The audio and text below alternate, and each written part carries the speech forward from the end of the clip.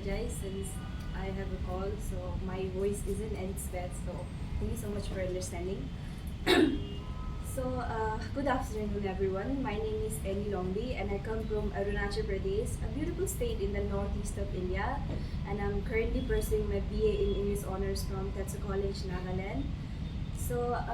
Today I feel truly honored to speak about my own tribe, the Galo community, and I'll also talk about my submission to Nepa, where I focus on protecting and promoting the Galo language. So I invite you all to learn a little bit about our voice, our people, and our traditions.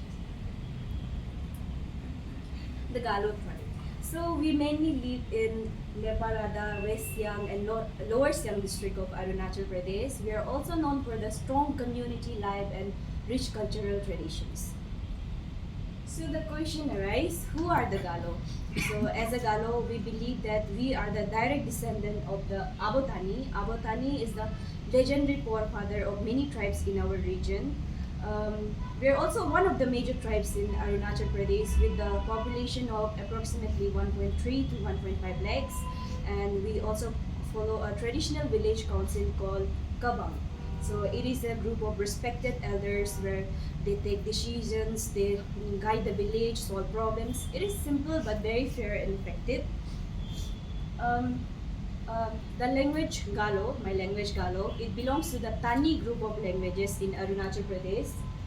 And it is not just a way of speaking, but it carries our ritual chants, festival songs, and blessings. So during our main festival, which is Mopin, at that time, these chants are used to pray for good harvest, protection, and peace. So I would like to share a very unique or interesting thing about my tribe, my tradition. It is the Patrilineal naming system. So in our tradition, the last syllable of the father's name becomes the first syllable of the child's name. So to explain, I would like to explain my family as an example. My father's name is Jumba, so with his last syllable Ba comes my siblings' name. For example, my sister name is Bampi. My name is traditionally Bani, even though I'm using officially Annie, and my brother name is Babom. So if he has son or a child in the future, he had to name them with the last syllable Bom. For example, Bomter, Bomir, Bomyo, etc. So there are many names. So this is a very unique thing about our culture, and this naming pattern keeps our family line connected and shows our identity. However, our language is getting endangered, it is degrading day by day, and I want to share my experience again to explain why.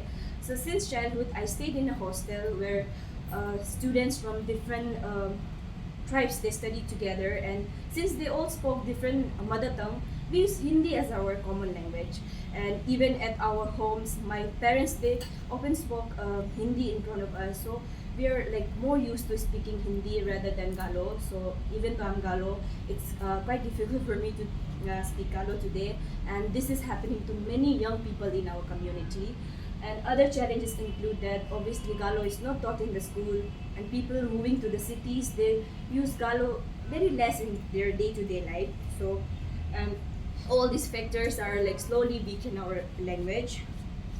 So to protect our language, our tradition, we can many small actions can help. One way is what I'm doing today by creating an awareness, by talking about my tribe, my people, and all. And we can also start digital recordings, digital contents. Many things are there, and also by starting to begin to speak Galo strictly at our home, and the list goes on.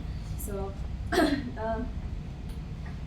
And this is truly concerning because we should protect and preserve our language, because when a language disappears, we doesn't just it's not just the language that disappears, it's our tradition, our language, culture, and many things that disappear. And if Galo is not preserved, an important part of our identity may fade. So that is why we have to protect our language by small actions. It might be small actions, but it can make a big difference.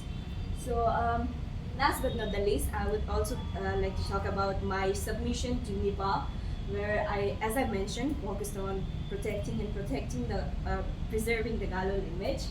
So I'll show the video after my presentation. So in the video, it shares about Galo traditional narration and explains marriage customs from earlier days, even though translation is yet to done. So, and it is narrated by my grandmother, Kadi Lombu, and through the video, I hope to create interest in our language, our tradition, our storytelling traditions. So, I would like to start with the video.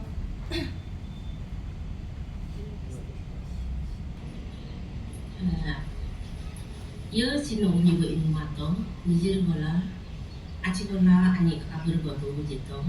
Ko dugu jito ani kari achikarga rula, ani go dugu. Everyone for listening. I hope through this presentation you got at least got something to understand about my community and my people, our language.